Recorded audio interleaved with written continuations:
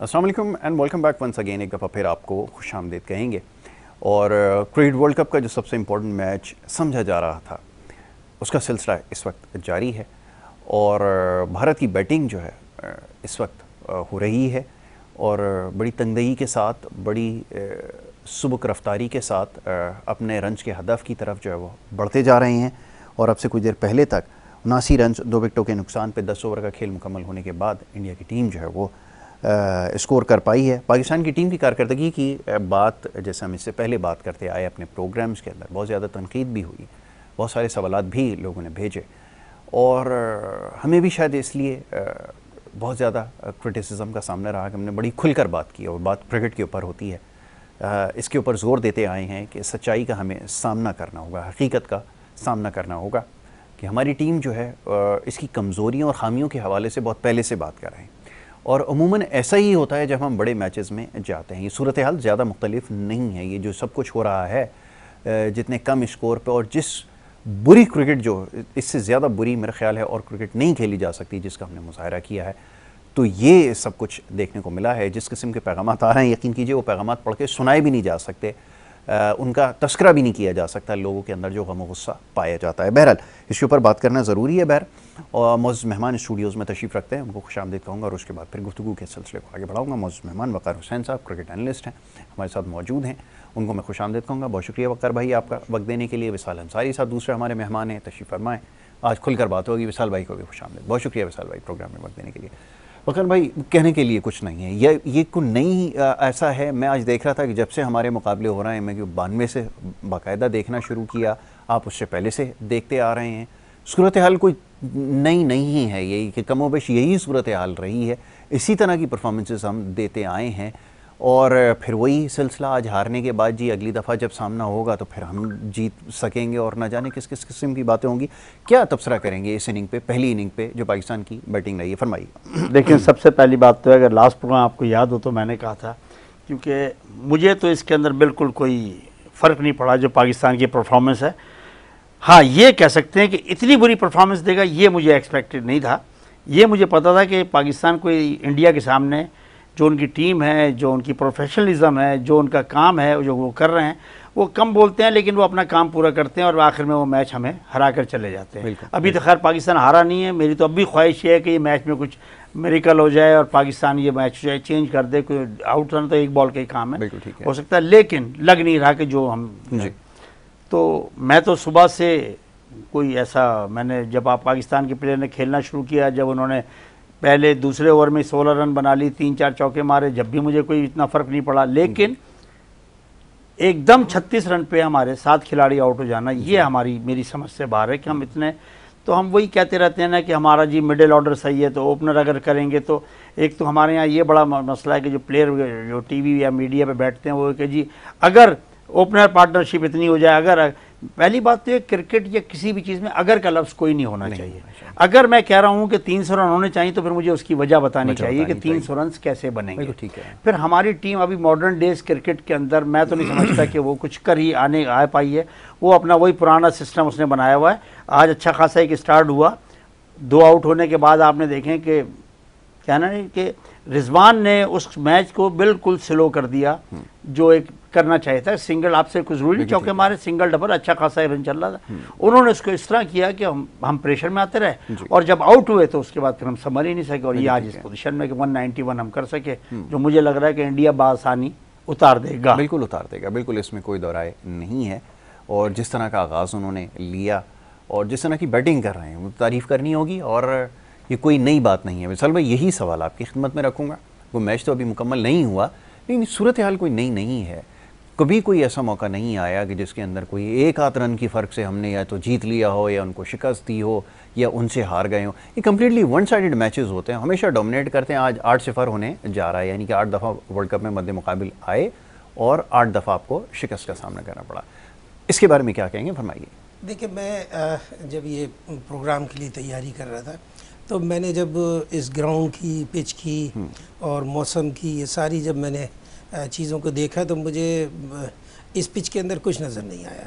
Straight pitch थी, सीधी pitch थी, बिल्कुल बिल्कुल ना पिच में बॉलर्स के लिए कुछ था, कुछ भी नहीं। और जब बॉलर्स के लिए कुछ ना हो तो यकीनन उसके अंदर रन्स मौजूद होते हैं, और रन्स मौजूद होने में ये ज़रूर था कि कल इसमें मॉइस्चर पिच में था। लेकिन कल और आज में चूँकि जब सेकंड हाफ में मैच हो रहा होता है, अगर सुबह 10 बजे वाला मैच होता है तो थोड़ा सा मॉइस्चर मिलता है, लेकिन जब दोपहर को मैच होता है तो वो जो धूप लगती है 2 घंटे की पिच पे से कवर हटने के, वो पिच बिल्कुल स्ट्रेट हो जाती है। तो अब वो पिच स्ट्रेट हो गई थी। वो जो वक्त होता है एक बैट्समैन का एक मुश्किल पिच के ऊपर जाके सेट होने का, तो वो वक्त भी इन्होंने बैट्समैनों ने निकाला, हमारे रिजवान ने और कप्तान साहब ने वो वक्त भी निकाल दिया था। और उसके बाद ये टीम का इस तरह से क्लैप्स होना, ये एक बड़ा अजीब व गरीब मामला है, और ये पाकिस्तान टीम ऐसा अक्सर होती है। मैं जब हाफ हुआ तो जब मैं नेट के ऊपर बैठा हुआ था तो लोगों की मैंने जो कमेंट्स सुने, तो पाकिस्तानी कौम अभी भी नाउम्मीद नहीं थी, और वो कमेंट्स ये कर रहे थे पाकिस्तान अभी भी जीत जाएगा। हालांकि उनको ये चीज़ सोच लेना चाहिए कि अगेंस्ट इंडिया खेल रहे हैं वो। देखिए 1,10,000 1,30,000 का ये कैपेसिटी क्राउड है। अच्छा, अब इतनी बड़े क्राउड के अंदर इंडिया और इतने बड़े क्राउड में कभी भी कोई होम टीम ये नहीं चाहेगी कि लो स्कोरिंग मैच हो, मैच इंटरेस्टिंग हो। लेकिन इंडिया और पाकिस्तान का जो मैच है, ये मैच बिल्कुल डिफरेंट होता है। यहाँ उनको इस बात से गरज नहीं है पाकिस्तान 100 पे आउट हो जाए, 150 पे आउट हो जाए, या मैच क्लोज हो जाए, उनको इससे गरज नहीं। उनको क्या चाहिए? उनको सिर्फ विक्ट्री चाहिए, और वो विक्ट्री उन्होंने इस ग्राउंड के ऊपर अपनी अचीव कर लेंगे। ठीक है। तो ये सारी बातें जो है ना, ये सारी बातें ज़रा समझ में आने वाली ज़रा मुश्किल बातें हैं। मैं सिर्फ एक चीज़ का सजेशन दूंगा पाकिस्तान क्रिकेट बोर्ड को। बड़े बड़े लेजेंडरी लोग वहाँ बैठे हुए हैं, एडमिनिस्ट्रेटिव के भी, क्रिकेट समझने वाला भी। खुदा के वास्ते इंज़माम उल हक को पाकिस्तान की जो क्रिकेट की जो कोचिंग और सिलेक्शन है ना, इससे ज़रा सा दूर रखा करें, ताकि पाकिस्तान टीम अपनी परफॉर्मेंस को एक मयार के ऊपर रख सके। तो विशाल भाई, इसमें किरदार क्या हो सकता है? इंज़माम उल हक का कितना किरदार बाकी है, जब आपके सारे फैसले, अब या तो ये तयन करना पड़ेगा कि इसकी जिम्मेदारी आयद किस पे होती है, या तो ये इंज़माम उल हक जिम्मेदार हैं या बाबर आजम जिम्मेदार हैं। जब जीत होती है तो ये कहा जाता है कि जी बाबर आजम हैं, सारे करता धरता वही सब कुछ कर रहे हैं, और जब शिकस्त हो रही है तो आप इंज़माम उल हक को कसूरवार ठहरा रहे हैं। ये है कौन आखिर जिम्मेदार? इसका तयन कभी हो सकेगा? देखिए, ये बात ये है कि आखिरी वक्तों में इंज़माम उल हक को पाकिस्तान टीम के अंदर क्यों इंजर्ट किया गया। मैं पिछले मैच में देख के हैरान रह गया। तो पाकिस्तान की पूरी किट पहने वो वहाँ बैठे हुए, तो आखिरी टाइम पे कौन सा ऐसा कानून है कि टीम सेलेक्ट होने के बाद, पाकिस्तान क्रिकेट बोर्ड को टीम देने के बाद, मैं टीमों के साथ रहूँ पाकिस्तान की उसमें, जब आप एक टीम अनाउंस कर देते हैं 25 लड़के या 20 लड़के जो वहाँ चले जाते हैं, उसके अलावा उसके साथ ऑफिशियल्स चले जाते हैं। ऑफिशियल्स को आपके इल्म में है कि ऑफिशियल्स को वो किट नहीं पहन सकता ऑफिशियल जो पाकिस्तान टीम पहनती है। उसकी किट का पाकिस्तान का ब्लू कलर है और ग्रीन है टीम का। तो इंज़माम उल हक वो किट क्यों पहने हुए था? और 2 दिन पहले इंज़माम उल हक का फैसला हुआ कि इंज़माम उल हक टीम के साथ ट्रैवल करेगा। पाकिस्तान टीम के ना वीज़े आए, पाकिस्तान टीम के 2 दिन पहले वीज़े आ रहे, और आज तक एक्सपेक्टेटर्स और जो मीडिया है उसके आज तक वीज़े नहीं आए, उनका वीज़ा फ़ौरन आ गया। तो कुछ चीज़ें ऐसी हैं उसके अंदर, बस समझने के लिए इतनी बात काफ़ी है। ठीक है। और तो आप समझते हैं कि यहाँ पर जो है वो कोई ना कोई उनका किरदार है, बहुत बड़ा किरदार है, बहुत बड़ा किरदार है। मगर भाई ये बात दुरुस्त है, हम ये, क्योंकि हमारी एक, आप समझ लें कि जब भी हम शिकस्त का सामना करना पड़ता है तो हमें कोई ना कोई उसका जवाब जो है वो देना पड़ता है। अब क्या वो वक्त नहीं आया कि हम ये खुलकर बात कहें कि उनकी टीम हमसे बहुत बेहतर है? हर शोबे के अंदर आप देख लें, उनकी जो डोमेस्टिक क्रिकेट है, उनका क्रिकेटिंग इंफ्रास्ट्रक्चर है, उनकी फैसिलिटीज़ हैं, वो बहुत आगे निकल गए हैं, और वो प्लेयर्स के अंदर वो चीज़ हमें रिफ्लेक्ट होती हुई नज़र आती है। वो शायद मेंटली इतने तो प्रिपेयर्ड थे कि वो जब उनके मैच से पहले इंटरव्यूज़ भी हो रहे थे, उसमें लग रहा था कि साइकोलॉजिकली बिल्कुल एज पर हैं कि हम जीत चुके हैं और हम इस मैच को किसी खातिर में नहीं लाते। दूसरी तरफ आप अपने खिलाड़ियों के इंटरव्यू उठा के देखें, जी अल्लाह पे भरोसा है, हो जाएगा, अगर ऐसा हुआ तो हो जाएगा, अगर ऐसा होगा, इस किस्म की बातें करते हैं। ये सिलसिला है क्या? देखिए, पहले तो मैं विशाल भाई की एक बात का जवाब दे दूँ कि इन्होंने कहा कि इस मैच टोटल या जो टीम सेलेक्ट हुई है इंज़माम उल हक का कसूर है। तो मैं आज थोड़ा सा जो जितनी थोड़ी बहुत क्रिकेट मैंने भी देखी और देखता हूँ, हमारे यहाँ एक दौर मैंने पहले भी कहा था, इमरान खान से शुरू हुआ था कि चीफ सिलेक्टर जो है वो एक ज़ीरो होता है, कप्तान जो चाहता है उसने एक रस्म चलाई। आप इसकी मिसाल यूँ ले सकते हैं, इमरान के बाद इंज़माम भी आए तो उन्होंने वही किया, वसीम अकरम आए तो उन्होंने वही किया, आज बाबर आजम जो है टोटली, मैं तो कहता हूँ इस टीम के पूरे जिम्मेदार बाबर आजम है। ठीक है। इंजमाम ने एक प्लेयर उनका था वो जो इमामुल हक, उसको सेलेक्ट करवाने के बाद उन्होंने उसको, बाकी तो उन्होंने कहा कि ये टीम होगी, और वही दोस्ती और रोटी ग्रुप पर वो चल रहा है, उसको वो अपने खिलाते हैं, कोई चेंज करने की वो सोचते नहीं है।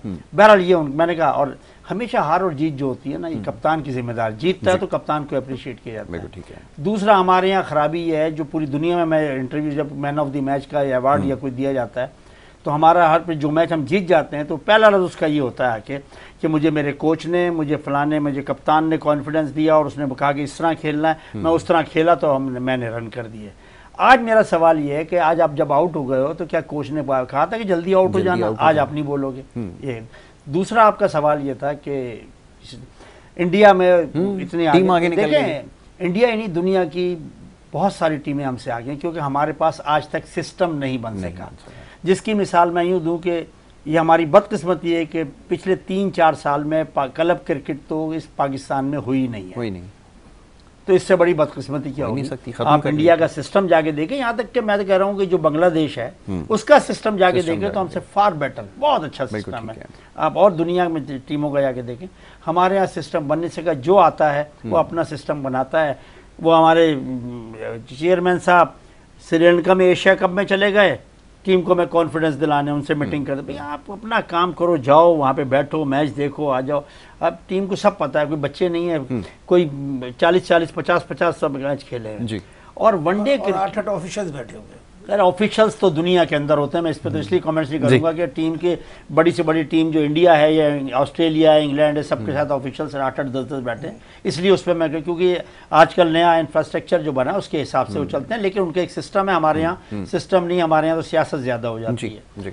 तो इसके अंदर कोई बात करना मैं तो समझता हूँ कि बिल्कुल बेकार है, जब तक सिस्टम सही नहीं होगा। एक सिस्टम, चाहे वो ज़का अशरफ साहब अच्छा सिस्टम बना के जाएं, आने वाला उसको चलाए। हमारे यहाँ तो ये कि अभी वो गए पहले जो थे सेठी साहब, तो ज़का साहब ने सारी उनकी टीम को हटा दिया, अपनी टीम लेकर आ गए। ये जिस दिन हटेंगे इनकी पूरी टीम हट जाएगी, वो दूसरे आ जाएंगे। तो ये क्रिकेट इस तरह कभी भी नहीं चलेगी, और ये हमेशा जीतते हैं तो बस वाह वाह, हारते हैं तो कोई, हमारा तरीक़ेकार और सिस्टम जो है ना बिल्कुल बेकार है। बिल्कुल ठीक है। अभी जीत भी रहे हैं तो इसके ऊपर भी बड़ा क्वेश्चन जो है वो खड़ा हो गया है कि जो टीमें आपके पास खेलने के लिए आईं उसमें भी अच्छे खिलाड़ी दस्तयाब नहीं थे, उनसे भी हमने बड़ी मुश्किल से स्ट्रगल करके कहीं कहीं मैच जीते, कहीं बराबर खेले। छोटी टीमों के ख़िलाफ़ रिकॉर्ड निस्बतन बेहतर रहा, वहाँ पे स्कोर भी लग रहे थे, 100 भी हो रहे थे, सब कुछ हो रहा था। एक और चीज़ है मिसाल भाई, अब ये भी कहने दीजिए कि आज भी ऐसा लगता है, अगर पुराने क्रिकेटर को भी अगर आप किसी को खिला लें, वो खेलेगा तो ऐसा लगता है वो अपनी जगह बनाने के लिए खेल रहा है कि मेरी जगह पक्की हो जाए। वही आज रिजवान की बैटिंग में नज़र आया, वो जगह को सिक्योर कर रहा है। मैं अगर पिछले मैच में इतनी बड़ी परफॉर्मेंस देकर आ रहा हूँ कि जिसमें मैंने अपनी टीम को इतना बड़ा टोटल चेस करवाया है रिकॉर्ड, तो आज उसकी एक झलक तो मुझे नज़र आती। गो कि आपने 40-47 रन कर लिए, लेकिन ये वो रन नहीं थे। वकार भाई ने बिल्कुल सही निशानदेही की कि आपने मैच की शक्ल ही चेंज कर दी उस 47। इतने वर्ष रन थे, आपने रन रेट ख़राब किया, नीचे पोजीशन आपने इतनी ख़राब कर दी कि अगले बैट्समैनों के पास चारा कोई नहीं था। और फिर दूसरी बात ये कि जब आपके बैट्समैन आते हैं, आप इफ्तिखार की बैटिंग देखें, 2 गेंदें उसने फेस की है, तीसरी पे वो स्वीपर टाइम कर रहा है और वो पीछे से बोल्ड हो गया। मतलब कमेंटेटर भी बोलता है कि ये इस लेवल की क्रिकेट खेलकर आप इंटरनेशनल में पहुंचे हो कि आपको ये भी बताना पड़ेगा कि पहले आपने सीधा खेलकर सेट होना है, उसके बाद स्वीपर मारनी है, और फिर दूसरा आपका स्वीप सर आपका कहाँ है आपका। अभी मैं उनके लड़कों की बैटिंग देख रहा था, आप हेड पोजीशन देखें, आप उनके रिस्ट मूवमेंट देखें, वो लग रहा है क्रिकेट खेल रहे हैं आपके लड़के, लगता है पता नहीं किस मजबूरी में भेजे गए। ये कौन सी क्रिकेट खेल के इंटरनेशनल के लिए आए? मिसाल भाई कुछ तो कहिए। देखिए, हम इस बात पे पहले 2 प्रोग्रामों में इस पर बहुत बात कर चुके हैं कि पाकिस्तान ने दोनों मैचेस जो जीते वो छोटी टीमों से खेली जो क्वालिफायर थे, और अब इनका एक बड़ी टीम से मैच है भारत के साथ, जो टीम तीनों शोबों के अंदर एक्स्ट्राऑर्डिनरी है। तो अब इस तीसरे मैच के अंदर इनको बड़ी मोहतात अंदाज में इनको उसके अंदर एंट्री देनी चाहिए थी। इन्होंने अपनी बैटिंग का स्टार्ट भी मोहतात अंदाज में लिया, बुरा नहीं लिया, लेकिन उसके बाद जो अचानक ये क्लैप्स हुआ उसकी बात समझ से बाहर है। लेकिन इसमें हमें ये बात देख लेनी चाहिए थी कि अब हमें ये टीमें जो हैं, ये टीमें आपको ऑब्जर्व, हम बार बार इस बात को करें, ये सब आपको ऑब्जर्व कर जा रहे हैं। देखिए, आप स्वीप के अंदर सबसे पहले रिजवान फंस गया आते ही। आप सोचो तो सही कि वो आपको रीड कर रहे हैं, आपके हिसाब से उन्होंने बॉलर लगा लिए हैं, आपके हिसाब से वो आपको घेर रहे हैं, वो शफल अक्रॉस आपका एक स्टाइल है, आप जाकर करते हो, खिला रहे हैं, आप वही वाली गलतियाँ करते चले जा रहे हो। ये गलतियाँ इंडिया जैसी टीम के खिलाफ, देखिए इंडिया तो इस वक्त नंबर 1 टीम है, नंबर 1 टीम, ठीक है, आप नंबर 2 बन गए हैं और अभी भी ग्रुपिंग में भी तीसरे नंबर और चौथे नंबर पे हैं दोनों टीमें। लेकिन वो टीम ओवरऑल अगर देखेंगे तो टीम वो इस वक्त दुनिया की बेहतरीन टीम है, बैलेंस टीम और सबसे और ये मैंने बहुत अरसे के बाद ऑस्ट्रेलिया कभी एक ज़माने में मैंने देखी, उससे पहले वो काली आंधी वेस्ट इंडीज़ वाली देखी कि वो वेस्ट इंडीज़ भी उस वक्त बैटिंग में वो इतने अच्छे नहीं थे, बॉलिंग में बहुत अच्छे थे। लेकिन इंडिया की टीम ये पहली टीम मैं देख रहा हूँ जो बैटिंग, बॉलिंग और फील्डिंग तीनों शोबों में एक्स्ट्राऑर्डिनरी है। अब आपको यहाँ एहतियात करनी चाहिए थी, जो आपने एहतियात नहीं की, आपने उसकी प्रिपरेशन करनी चाहिए थी, वो आपने प्रिपरेशन नहीं की, अपनी गलतियों को आपने सुधारने की कोशिश नहीं की इस मैच के लिए, पर आपने वो नुकसान उठाया। आपने कहा राउंड द लेग बोल्ड हो गए, एक लेग बिफोर हो गए थे, वो अल्लाह ताला ने बचा लिया। सिर्फ मेरे ख्याल में 2 सूद से उनकी बचत हो गई। तो ये सारी चीज़ें जो है आपको लर्न करनी पड़ेंगी, अदरवाइज़ आप इंटरनेशनल क्रिकेट में, ये देखिए बहुत बड़ा टूर्नामेंट है। अच्छा एक बात मैं और बता दूँ आपको, 9 मैचेस हैं, अभी बहुत कुछ गड़बड़ होने वाली है, आपके पास बोलने को बहुत कुछ होगा। ये सिर्फ यही नहीं किए इन्होंने ब्लंडर, इसके बाद भी ये ब्लंडर करते रहेंगे। लेकिन इसमें सिर्फ एक टीम मैं देख रहा हूँ कि न्यूजीलैंड की टीम है जो जिन्होंने बुलडोज कर दिया अपनी तीनों मैचों के अंदर। बाकी सब टीमें मैं अजीबोगरीब परफॉर्मेंस रहेगी, लेकिन पाकिस्तान से मुझे तकलीफ़ पहुँची आज। बिल्कुल ठीक है विशाल भाई। अब तो आप तो यकीनन अकेले नहीं हैं, इस वक्त सारे लोग ही जो मैच देख रहे हैं बहुत ज़्यादा नाउमीद हुए हैं। वकार भाई, टॉप ऑर्डर चलें समहाउ आपका फॉर्म में आ गया, फॉर्म में क्या आया, 20 रन कहीं 35 रन कहीं 50 हो गए, लेकिन उसके बाद भी आउट ऐसे हुए। ये बड़ी हैरान कौन बात है। थोड़ी बहुत क्रिकेट खेली है, ज़्यादा नहीं, लेकिन सेट बैट्समैन जिस तरह आउट होता है वो ऐसा होता है कि कभी हार्ड लग, उसने कोई बड़ी शॉट मारी, गलती से कोई अच्छा कैच हो गया, आउट हो गया। लेकिन ये जो बॉडी कहाँ है, बल्ला कहाँ है, सर कहाँ है, जैसे रिजवान आउट हुए, बाबर भी इसी तरह आउट हुए, लेकिन बड़ी हैरान कर देने वाली है डिसमिसल से। मैं इसके एक छोटा सा जवाब है, मैं किसी भी क्रिकेटर जो आउट हुए या जिसने रन्स बनाए, इनको मैं क्रिटिसाइज इसलिए नहीं करना चाहता कि जाहिर है वो दुनिया की सारी क्रिकेट खेलते आ रहे हैं, दुनिया के बड़े से बड़े बॉलर खेलते आ रहे हैं। कि मैं उनसे कहूँ कि उनका सर कहाँ है, क्या पैर क्या है, तो वो मकसद इस तरह जिस तरह ही क्रिकेट खेलना है, ये तो मैं उस पर कॉमेंट्स आपसे कोई नहीं करूँगा, ठीक। लेकिन हमारे यहाँ प्रॉब्लम ये है कि दुनिया में, मैं आज आपको बता दूँ, शायद आपको नहीं बता, कि टेस्ट मैच और वनडे की टीम हमेशा वो जीतती है जो अच्छी टीम होती है, जो एक टैलेंटेड बाय चांस नहीं जीत सकते, बाय चांस कोई एक ओवर की वजह से एक आधा कोई चांस बन चार छक्के मार दिए निकल गए। T20 क्रिकेट ऐसी है कि उसमें एक जिम्बाब्वे जैसी टीम भी बड़ी टीम को हरा सकती है और बड़ी टीम किसी से भी हार सकती है, लेकिन वनडे और T20 क्रिकेट टेस्ट मैच जो है, ये जो है परफॉर्मेंस वाइज और टैलेंटेड वाइज अगर अच्छी टीम है तो इसको हराना मुश्किल होता है। जैसे आप पहले दिन से देख लें कि अगर आप 100 लोगों से पूछे तो 90 लोग ये कह रहे होंगे कि इंडिया के चांसेस बहुत ज़्यादा हैं, तो वजह ही है ना। उसके बाद लोग ऑस्ट्रेलिया का नाम लेते हैं फिर, लेकिन अभी जो मैं समझ पा रहा हूँ, जो मुझे मुकम्मल कंप्लीट टीम लग रही है, इंडिया के अलावा साउथ अफ्रीका और न्यूजीलैंड, बिल्कुल ठीक है, ये इस टाइम बिल्कुल कंप्लीट की बॉलिंग और बैटिंग दोनों बिल्कुल प्रॉपर। मैं वकार भाई इसी तरफ आ रहा हूँ, ज़रा एक ब्रेक के लिए कहा जा रहा है, एक मुख्तसर सी ब्रेक यहाँ पर लेनी होगी और ब्रेक के बाद गुफ्तगू के सिलसिले को जारी रखेंगे। आप देखते रहिए हमारा प्रोग्राम।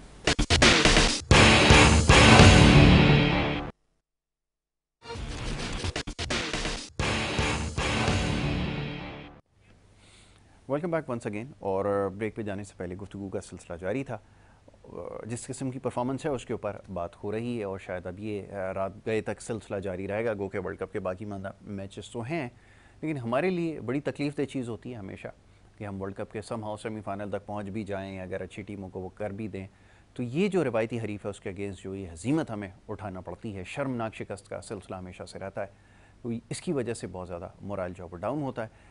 इसके ऊपर गुफ्तगू हो रही थी और ये जो खामियाँ हैं जिसकी निशानदेही अभी कुछ देर पहले हुई है, ज़माने से इनके ऊपर बात होती आ रही है कि वो लड़के जो परफॉर्म नहीं कर रहा है, आपने ना चाहते हुए उनको टीम का हिस्सा बनाया, लाइकिंग डिसलाइकिंग का चक्कर, नेपोटिज्म का चक्कर, ये वो तमाम चीज़ें हैं जिसकी वजह से आज हमारी टीम इस हाल पर है। और वो माशाल्लाह से सिलसिला सिर्फ जो टीम के अंदर महदूद नहीं है, बोर्ड के अंदर भी यही सिलसिला है। चेयरमैन से लेकर आकर आप वहाँ प्यून तक देखें पीसीबी के अंदर, सारे किसी न किसी मामलात में हैं जिसकी वजह से आज हम इस हाल पर हैं। ऐसा ही है जी। मैं इसकी मिसाल आपको ये दूँ, ऐसा इसलिए है कि बाज़ लोग बोर्ड से अपनी एज मुकम्मल करके रिटायर हो चुके हैं, लेकिन उनको दोबारा कॉन्ट्रैक्ट दे दिया गया है कि आप करें। वजह कि उन्होंने अपने काम में इतनी ग्रिप कर ली है कि दूसरा सोचता है कि क्या करूं, मैं नाम नहीं लूंगा, मैं नाम भी ले सकता हूँ, 4-6 नाम है, 4-6 नाम है, कंट्रोल उन्होंने पूरा कंट्रोल किया हुआ है। रिटायर होने के बाद भी वो बैठे हुए हैं वहाँ पे और वो अपने मजे कर रहे हैं, और उनके बगैर चल नहीं सकता वो बोर्ड, जो उनके बकौल उनके, तो उनको कोई नहीं हटाता। वरना यहाँ पे कोई और आदमी 60 साल का हुआ नहीं, उसको दोबारा कॉन्ट्रैक्ट दे दिया, बिल्कुल ऐसा ही फलाना है। लेकिन जिसको वहाँ पे बस जी से पियामन बाय, वही सुहागन वाली बात है, तो वहाँ पे कर रहे हैं कि उनको रिटायर होने के बाद दोबारा उनको रख लिया गया। बिल्कुल ठीक है, और यही है तो कैसे सिस्टम सही होगा, मुझे बताएं ना भाई। बिल्कुल ऐसा ही। एक दौर वो था, विशाल जानते होंगे, कि एक सेक्रेटरी होते थे वहाँ लाहौर में बैठ के, पूरा पाकिस्तान क्रिकेट बोर्ड वो और अब्बासी साहब चलाते थे, कोई नहीं था, सब सारे वो भी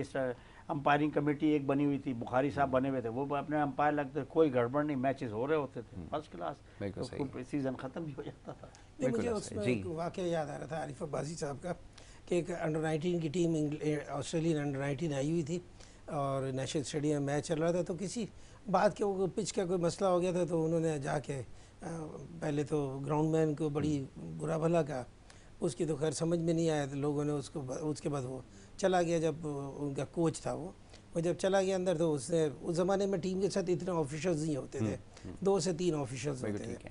जब वो चला गया तो लोगों ने ग्राउंडमैन को बताया कि यार ये तो तुम्हें बड़ा बुरा भला कह के चला गया। वो ऊपर गया आरिफ अब्बासी साहब से, आके उससे शिकायत कर दी।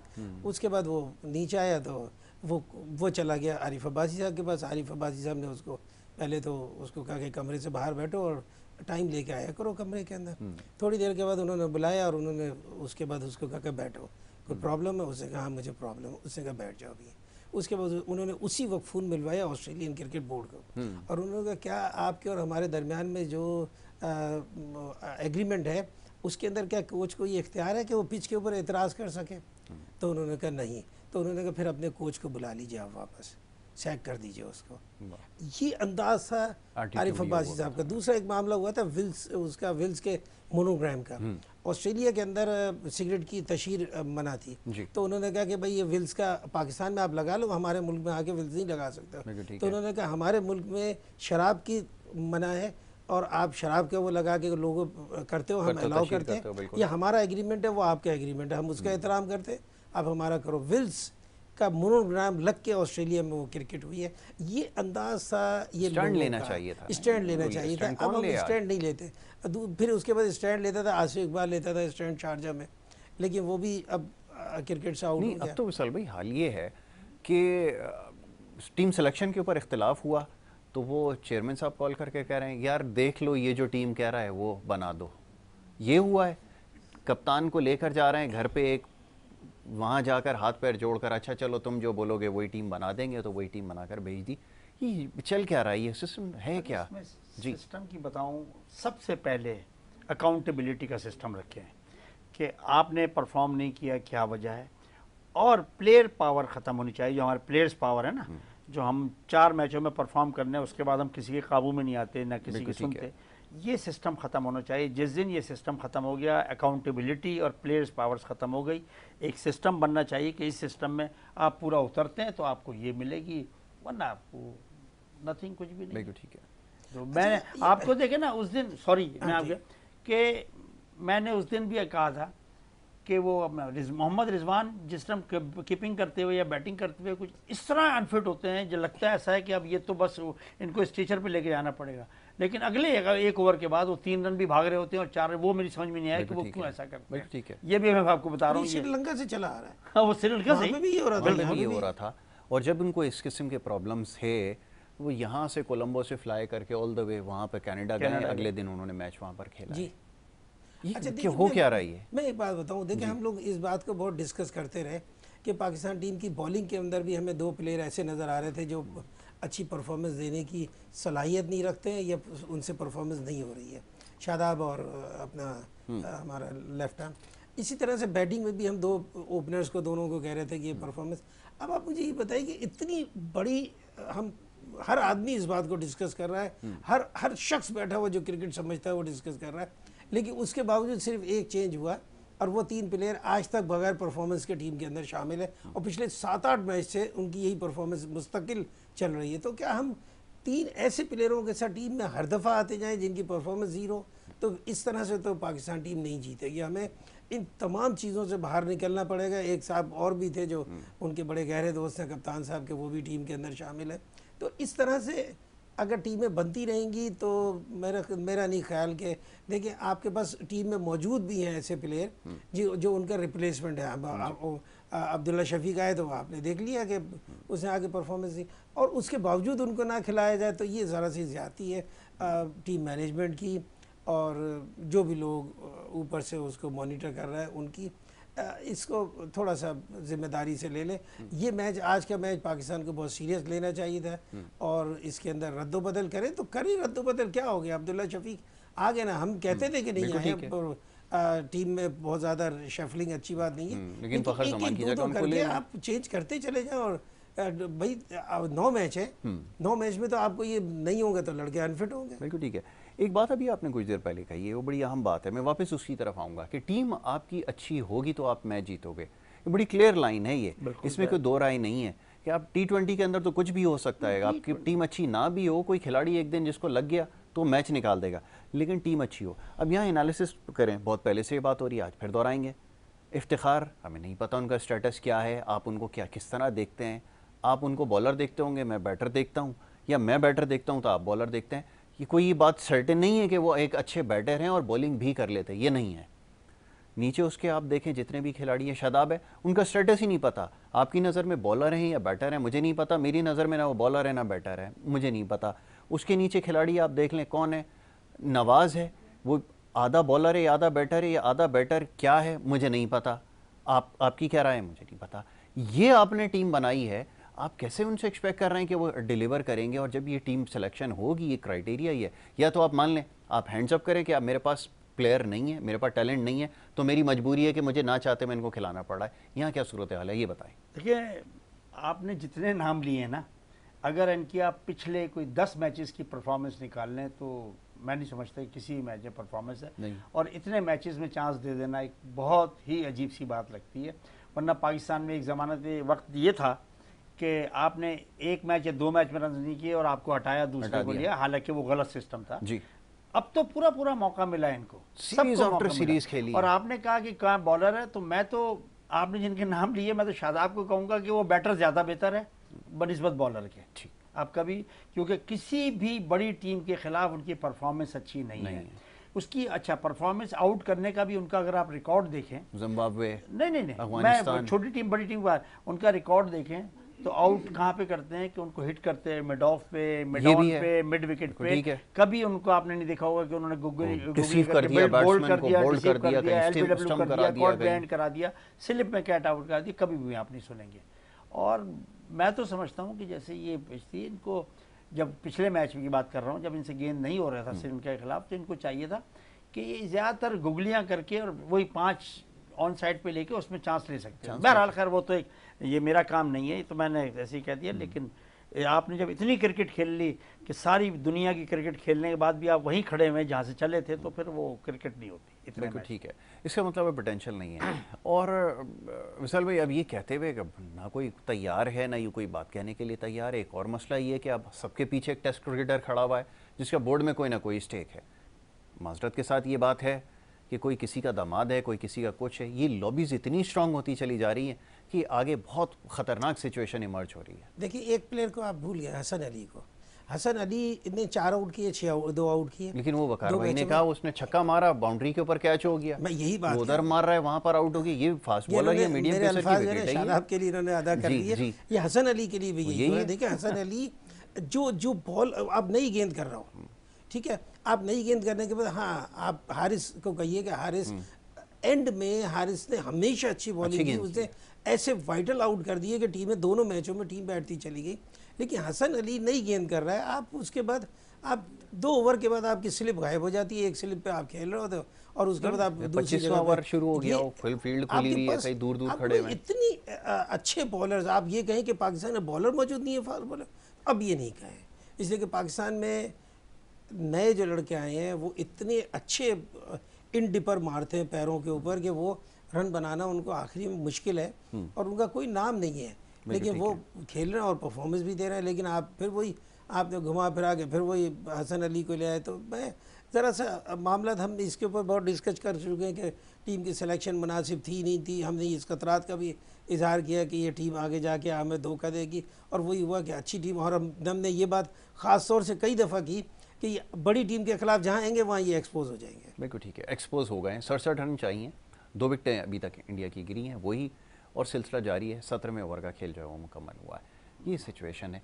अब आप बताइए कि आप क्या देखते हैं मज़ीद? मेरे ख्याल में इसके ऊपर अब कुछ कहने के लिए मैं एज ए पाकिस्तानी मैं अब भी कहूँगा पाकिस्तान जीत सकता है। वाह, ये होनी चाहिए स्पिरिट। यही बात है जो लोग शायद नहीं, मैं इसके अलावा एक और बात करूँगा। देखिए अभी 6 मैच बाकी हैं। इस तरफ आ जाए, 6 मैचों की बात करें। आज के मैच को हटाइए। आप अभी तो आपकी न्यूजीलैंड बाकी है जो स्ट्रॉन्ग टीम चल रही है, और न्यूजीलैंड की परफॉर्मेंस मुस्तकिल एक क्रशिंग चल रही है। वो दूसरी टीम को बिल्कुल लेकिन विशाल भाई, आंकड़े ये बताते हैं कि पाकिस्तान न्यूजीलैंड पे हमेशा भारी हमेशा रहा है ये वर्ल्ड कप के अंदर, और 92 के अंदर तो न्यूजीलैंड हॉट फेवरेट थी। वो आज भी मैचेस देखते हैं तो सारे आज यकीन नहीं आता और उसने दोनों मैच हार के पाकिस्तान से हारे हैं वो सेमीफाइनल, और अपने ग्राउंड पे हार गए। अपने ग्राउंड पर क्या इनिंग खेली, क्या मार्टिन को की फॉर्म थी, क्या अगर आप रिकॉर्ड उठा के देखें, अगर लास्ट टाइम पाकिस्तान और न्यूजीलैंड का T20 का सेमीफाइनल हुआ था जी, तो मैंने एक ऐसी बड़े खुशी का इजहार किया था कि पाकिस्तान की गुड लक है कि पाकिस्तान के अगेंस्ट इंग्लैंड नहीं आया। पाकिस्तान न्यूजीलैंड को चाहे कितनी भी अच्छी टीम हो, पता नहीं क्यों न्यूजीलैंड से अंडर प्रेशर खेलता है और पकड़ लेता है। ये साउथ अफ्रीका को भी पकड़ लेते हैं। साउथ अफ्रीका की तो मैं अब इस टाइम बता रहा हूँ, इस टाइम साउथ अफ्रीका की टीम जो है ना वो बड़ा पॉजिटिव गेम खेल रही है और इंटेंट नजर आ रही है जीतने की। हाँ, कुछ भी कर सकती है। और मेरे ख्याल से सबसे मजेदार मैच न्यूजीलैंड और साउथ अफ्रीका का ही होगा शायद। इंडिया का भी ये कहा जा रहा है कि जो न्यूजीलैंड और साउथ अफ्रीका का जो है ना, इंडिया के बारे में तो मेरी राय दूसरी है कि इंडिया किसी की पकड़ में अब नहीं आएगी, जो मेरी राय है। बिल्कुल ठीक है। वो अपना बेहतरीन कॉम्बिनेशन, वो इतना बेहतरीन कॉम्बिनेशन से टीम खेल रही है कि इस टाइम दुनिया में वाहिद मुल्क है इंडिया जो हर उसकी टेस्ट की, वनडे की, T20 की 2-2 टीमें बना सकते हैं। ये मैं आपको, इतना टैलेंट है। हाँ, टैलेंट है। और आप देखें कोई छोटा मोटा टूर्नामेंट होता है तो अपने मेन प्लेयर तो भेजते ही नहीं है। तो ये हो रहा है, इतनी टीम है, दर्जनों विकेट कीपर खेल रहे हैं। नाम लेते जाए विकेट कीपर का, इतने सारे तो ऐसे हैं कि बाद में पता चला कि एक से बढ़कर एक है।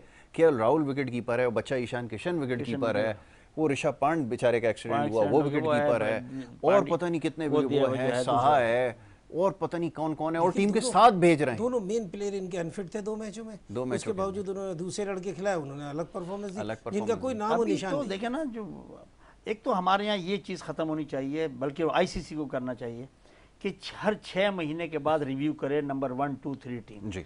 हम 2 मैच जीत के नंबर 1 हो जाते हैं, ये होना ही नहीं चाहिए। बिल्कुल सही है। आप एक क्राइटेरिया रखें कि 6 महीने के बाद एक पूरा मवाजना किया जाएगा टीमों का, उसके बाद कौन सी नंबर 1, नंबर 2 टीम है, और वो 6 महीने तक टीम रहेगी नंबर 1 रहेगी। बिल्कुल ठीक है। अब आपने, हमारी टीम वही टीम है जो 2 दिन के लिए नंबर 1 होती है, 4 दिन के लिए नंबर 1, चंद घंटों के लिए मेडल्स भी दे दिए, उसके ऊपर शील्ड पेश दे दी, और अगले दिन वो वापस आ गए और बगैर खेले वो दूसरी टीम खेल के ऊपर चली गई। अच्छा, हर वर्ल्ड कप के बाद हम जब बाहर होके आते हैं तो ये कहते हैं कि अगले वर्ल्ड कप की हम बहुत अच्छा हमने तैयारी की है, सीखने को बहुत कुछ मिला। हमने अब इंशाल्लाह नेक्स्ट वर्ल्ड कप में होगा। बल्कि एक तो वो क्रिकेटर हैं आजकल सिर्फ ज़्यादा इशारों में नज़र आते हैं। अच्छा, किया भी है तो उन्होंने भी कुछ नहीं था, तो तेज़ गेंद करने की महारत एक उनके पास थी, बाकी उनका इंतहाई मुतनाज़ा करियर रहा था।